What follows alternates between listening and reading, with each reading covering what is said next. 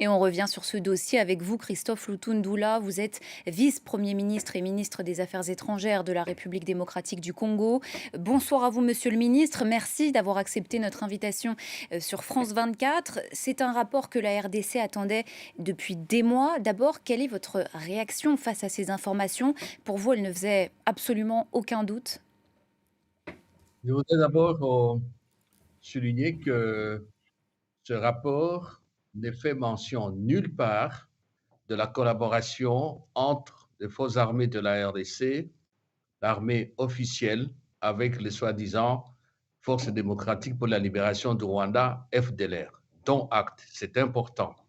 Ensuite, ce n'est pas une surprise pour nous, nous l'avons toujours dit depuis des années, et ce rapport, en fait, il est le deuxième que les Nations Unies, à travers ses experts, sortent et mettent sur la place publique internationale. Seulement, ce qui reste maintenant, c'est qu'il soit examiné par le Conseil de sécurité. N'oubliez pas qu'il y a eu un autre rapport, encore accablant, le rapport Mapping, qui est resté dans les tiroirs des Nations Unies jusqu'à aujourd'hui, il y a une dizaine d'années, et qui dénonce les mêmes faits. On n'a jamais examiné ce rapport-là. Aujourd'hui, le Conseil siège. Hier, le Conseil a traité du dossier de la RDC, mais n'en a pas fait état. Ça nous inquiète. Nous demandons qu'il soit rapidement examiné.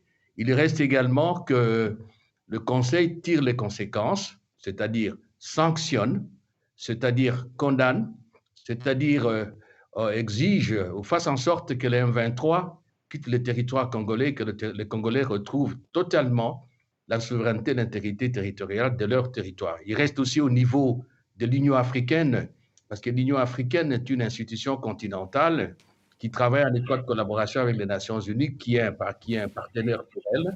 L'Union africaine, les communautés régionales, la CIRGL, la SADC, la communauté d'Afrique de l'Est, que toutes ces institutions africaines tirent aussi des leçons maintenant que les choses sont claires comme de l'eau claire dans un verre clair. Voilà comment nous voyons la chose et ce que nous entendons maintenant, qu'il n'y a plus de doute sur rien du tout. Et qu'envisagez-vous alors au niveau national maintenant pour exprimer votre mécontentement?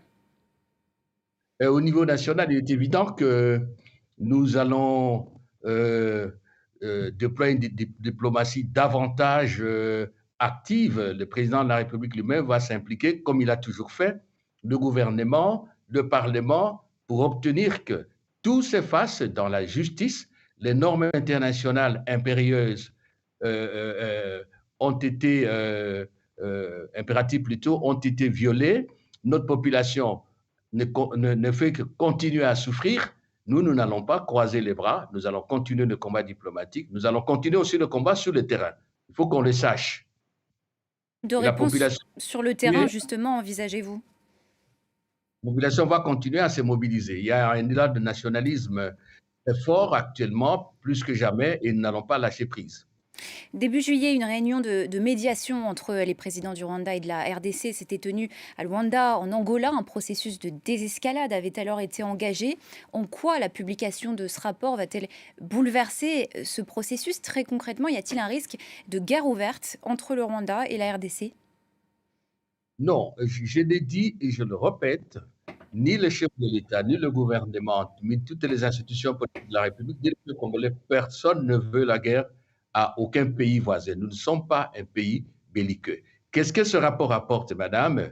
Le rapport apporte une lumière indiscutable sur un fait majeur, je dirais sur deux faits majeurs.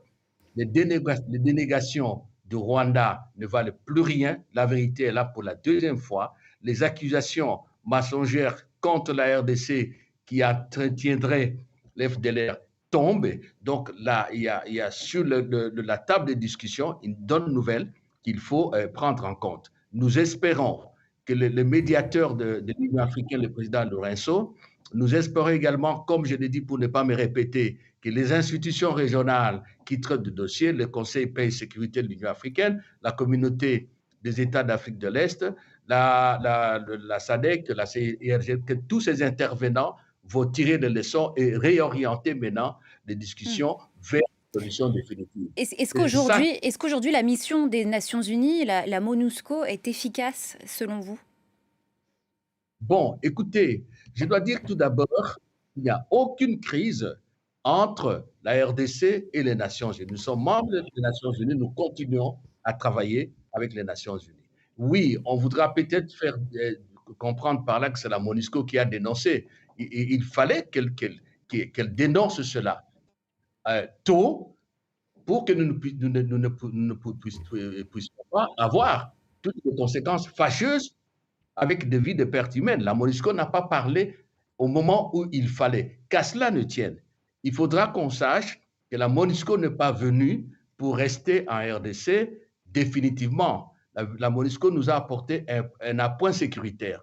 Comme tout pays au monde, nous sommes soucieux, nous, peuple congolais, d'assumer l'entière responsabilité pour défendre notre souveraineté, notre intégrité territoriale. Ça veut dire qu'à un moment ou à un autre, comme cela a été décidé sous la direction du président Tshisekedi, nous devons procéder à la réévaluation du travail que nous faisons, j'ai dit nous faisons avec la MONUSCO, et envisager la possibilité d'écourter son mandat, la possibilité d'un retrait progressif, un retrait responsable, comme la résolution 2556 du Conseil de sécurité l'a préconisé. Donc, il n'y a pas à utiliser la MONUSCO, mais ce que nous demandons, c'est que la MONUSCO a fait son temps, il faut réévaluer, il faut un autre système de défense pour nous, il faut une autre perspective construite avec les Nations Unies et d'autres partenaires au développement pour notre pays. Hier, un sondage faisait remarquer qu'une grande majorité de Congolais jugeaient les mesures de sécurité largement inefficaces dans l'est du pays, notamment la mise en place de l'état de siège. Que leur répondez-vous? Non, il faut comprendre ceci, madame. Nos forces armées ont à faire face à trois armées. Une armée des rebelles, des terroristes, les 23, une armée classique, conventionnelle, et une autre armée conventionnelle, sans oublier tous les groupes armés qui écument le long de nos frontières avec l'Ouganda et le Rwanda. Donc, il ne faut pas demander à l'armée congolaise, face à cette situation, de faire, je ne sais pas, quel miracle. Il faut aussi qu'on le dise. On ne peut pas avoir la langue de bois. Nous avons une période où nos voyants militaires ont été, si vous voulez, neutralisés, ont été paralysés. On a détruit notre système de défense. Nous devons le reconstruire. Donc aujourd'hui, nous sommes en gestation en termes de système de défense, mais nos voyants militaires continuent à se battre. Maintenant que c'est connu que ceux qui nous attaquent ne sont pas des rebelles, les rebelles servent de paravents, de prête-noms. Ce sont des armées des États qui nous attaquent. Je crois que les choses sont claires. Christophe Lutunda, vice-premier ministre et ministre des Affaires étrangères de la République démocratique du Congo. Merci beaucoup à vous pour votre intervention sur notre antenne. Merci.